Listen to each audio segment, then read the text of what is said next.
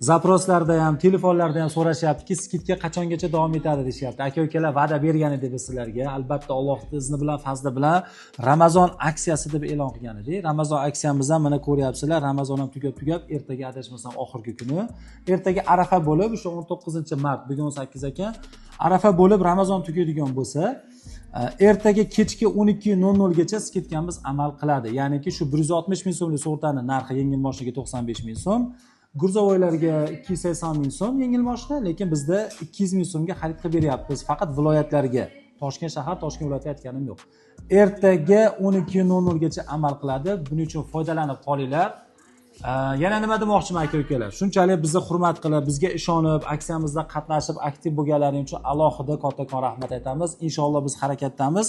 Harakat qilamiz shu bayramlardan keyin bir ko'rib chiqishga. Chunki zaprosda to'xtamasdan yozishyapti. Yana skidka qilib bering deyapti. Endi nima deydi? Bari boshlangachda yana aytayapman, to'xtatishimiz kerak, va'da bo'lish kerak. U bo'yicha ham hozir jamoamiz bilan maslahatlashib, bayramdan keyin bir yig'in qilamiz. O'tirib, qanaqa narsa qilsak mijozlarimizga, obunachilarimizga qiziq bo'ladi. Ko'rib chiqib, inshaalloh bayramdan keyin e'lon qilamiz bu bo'yicha. Lekin yana aytaman, skidkamizga yakun yasaladi.